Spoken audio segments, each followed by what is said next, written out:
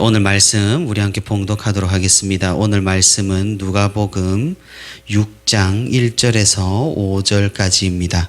누가복음 6장 1절에서 5절까지 제가 말씀을 봉독하고 우리 마지막 5절은 다 같이 합독하도록 하겠습니다.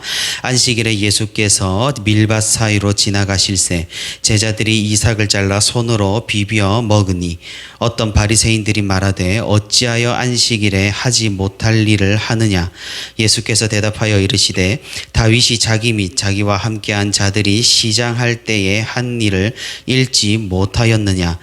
그가 하나님의 전에 들어가서 다만 제사장 외에는 먹어서는 안 되는 진설병을 먹고 함께한 자들에게도 주지 아니하였느냐. 우리 같이 합니다.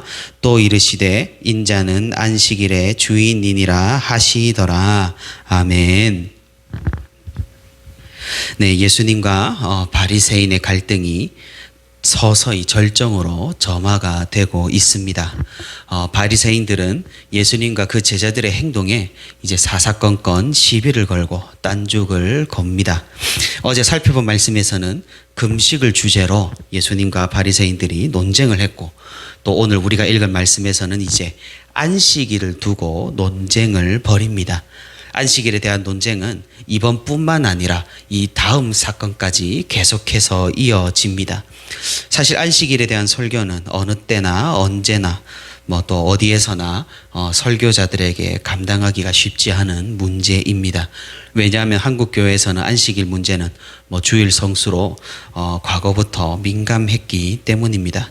오늘 예수님께서는 안식일 문제는 안식일에 무엇을 해라 또는 안식일에 무엇을 하지 말라가 아니라 말씀을 통하여서 안식일의 진정한 의미와 그날의 진정한 주인이 누구이신지 알려주고 있는 것입니다.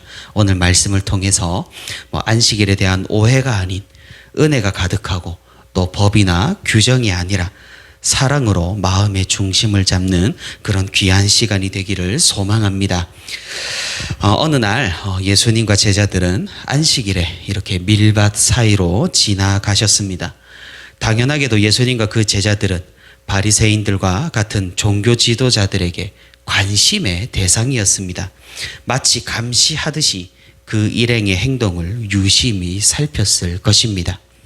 그런데 예수님 일행이 이렇게 밀 이삭을 잘라서 손으로 비비어 알곡을 먹는 것이었죠. 종교 지도자들은 이 장면을 놓치지 않았습니다. 아니나 다를까 열을 내면서 예수님에게 가서 시비를 걸었습니다. 어떻게 하나님께서 정하신 거룩한 안식일에 이런 행동을 할 수 있느냐면서 따집니다. 우리가 본문을 얼핏 읽는다면은 남의 밭에 있는 밀을 따서 먹은 것이 문제인가라고 생각할 수 있겠습니다만 바리새인들이 따지는 문제는 그것이 아니었습니다. 율법을 보게 되면은 밭의 가장자리에 있는 밀을 남겨두어서 나그네들이나 가난한 사람들이 먹을 수 있도록 두게 했기 때문입니다. 이런 사실은 룻기에서 이삭을 주어서 생계를 유지했던 룻에게도 찾아볼 수가 있는 것이죠. 그렇기 때문에 사실 안식일이 아니라 평일에 예수님과 예수님의 제자들이 이런 행동을 했다면 문제가 되지 않았을 겁니다. 바리새인들이 말하는 문제는 바로 어떻게 안식일에 밀 이삭을 손으로 비비어 추수를 하는 노동을 할 수 있느냐는 것입니다. 예수님께서 사역하시던 당시 이스라엘에서는 안식일을 중심으로 거의 모든 생활이 이루어졌습니다.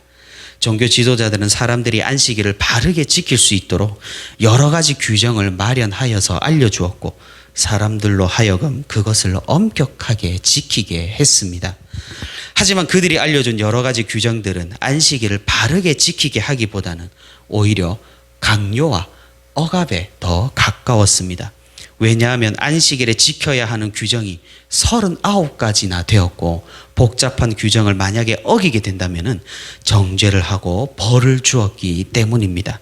사실상 안식일 규정에 엄격한 법을 적용하여서 종교 지도자들이 이스라엘 백성들 위로 군림을 한 셈입니다. 그들은 밀 이삭을 손으로 비비는 행동을 타작하는 행동으로 규정을 했고 그런 행동을 안식일에 금해야 하는 여러 가지 추석 방법들 중에 하나라고 말했던 것이죠. 다시 말해서 예수님의 제자들은 그들이 일이라고 정한 행동을 한 셈입니다. 그런데 우리가 여기서 좀 가만히 생각을 해봐야 할 사실은 예수님의 제자들은 과연 모세가 하나님께로부터 받은 율법을 어겼느냐는 사실입니다. 예수님의 제자들은 허기를 면하기 위해 밀 이삭을 자르고 손으로 비비어 먹은 것뿐입니다. 만약에 제자들이 그 밀밭의 농부였다면 우리가 좀 생각해서 율법적으로 문제가 될 수 있을 것입니다만 제자들은 율법을 어긴 것이 아니라 바리새인들이 정한 사사로운 규정을 위반한 것에 지나지 않는다는 사실입니다. 예수님께서는 이 점을 분명히 알고 계셨고 그들에게 이 사실을 가르쳐 주는 것이죠. 예수님은 종교 지도자들의 잘못을 고발하시고 안식일에 있어서 중요한 것은 어떤 이런 규정들이나 법률이 아니라 그 정신과 의미를 아는 것이 중요하다고 말씀을 하신 것입니다. 예수님은 바리새인들의 주장을 논리적으로 반박하십니다. 무엇보다 사사로운 규정에 얽매여서 생명을 돌보는 일을 경시하는 그런 태도를 꾸짖으십니다. 그 예로 과거에 다윗이 성막 안에 진설된 거룩한 빵을 먹은 역사를 언급하십니다. 과거 이스라엘의 성막에서는 12지파를 상징하는 빵 12개를 이 성막 안의 상에 진열을 했습니다. 그 빵을 진설병, 임재의 빵이라고 불렀습니다.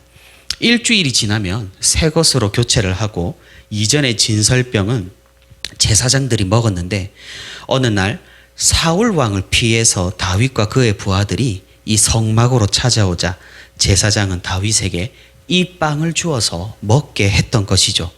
아마 진설병에 대한 의식과 규정보다는 다윗 일행의 간절한 필요를 이해해 주었던 것입니다. 만약 이런 사실을 하나님께서 정말로 보시기에 싫으셨다면 아마 진설병을 먹은 다윗은 벌을 받았을 것입니다.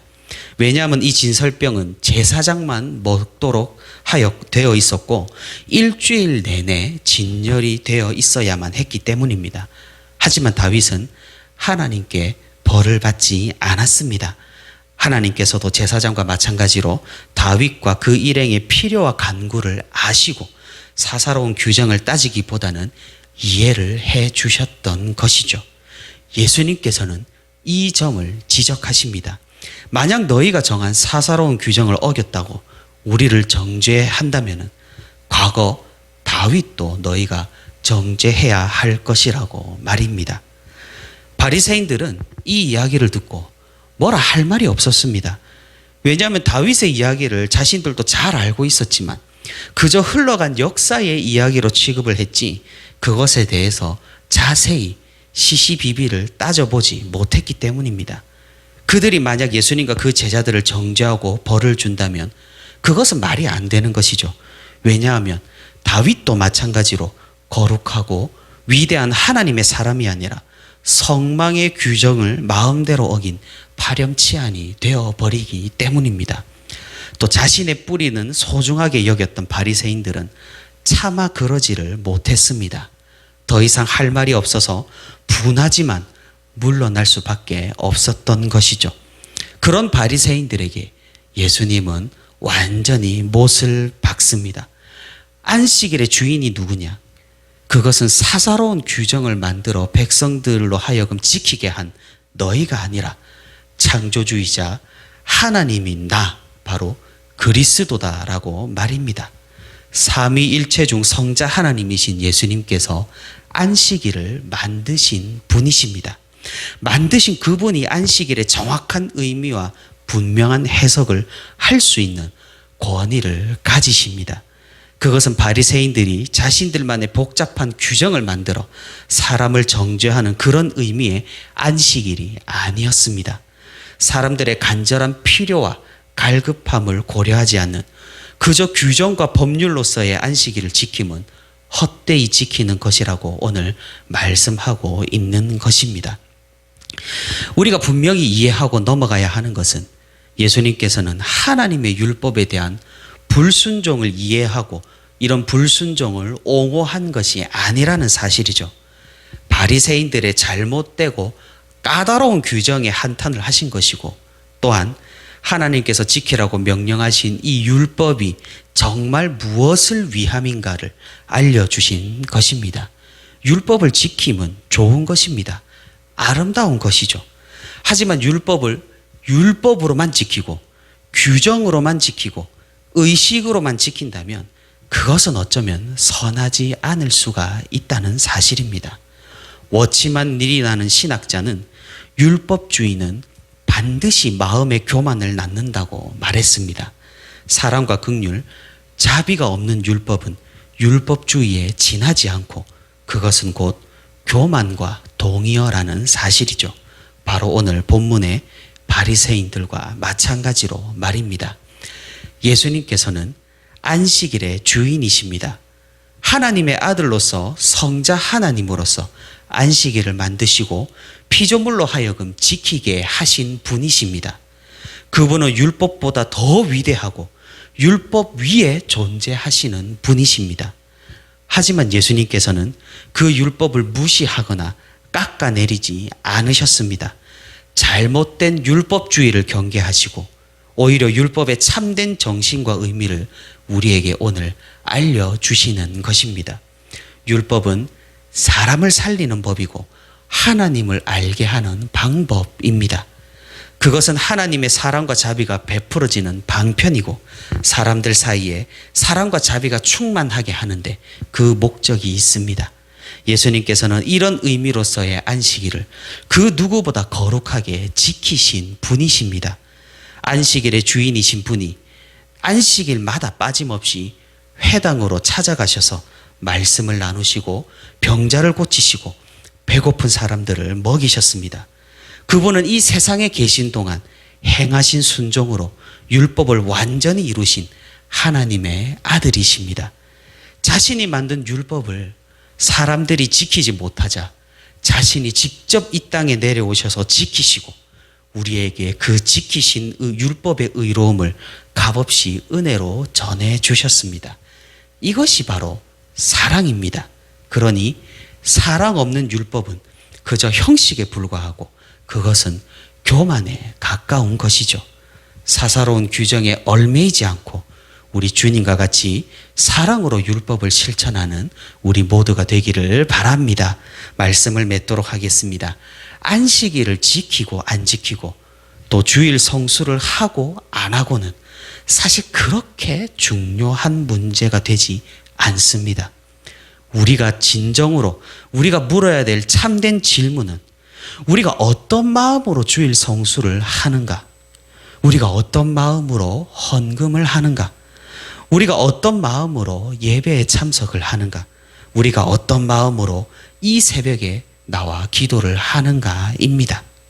마음이 없고 사랑이 없고 하나님을 향한 시선이 없다면 그것은 형식일 뿐이고 율법주의밖에 되질 않습니다. 마음을 감찰하시는 하나님 앞에 우리는 숨길 것도 없는 것이죠. 우리가 바리새인이 되지 않기를 바랍니다. 5분을 기도하더라도 진실한 마음으로 1,000원을 드리더라도 감사하는 마음으로 비록 예배에 지각을 했더라도 은혜로운 마음으로 하나님 앞에 서는 우리가 되기를 바랍니다. 변명하자는 이야기가 아닙니다. 우리는 또한 최선을 다해야 할 것입니다. 서로의 모양으로 정죄하는 모습을 버리고 온전한 마음과 올바른 방향에 집중하는 우리가 되기를 바랍니다. 기독교는 법이 아니라 사랑에 기초하고 있다는 이 분명한 사실을 다시 한번 기억할 필요가 있는 것입니다. 우리가 이 사실을 기억하며 살아갈 때 마음을 보시는 하나님께서 우리의 진심을 보아주시고 또한 들어주시고 우리에게 은혜와 성령을 충만히 부어주실 줄 믿습니다.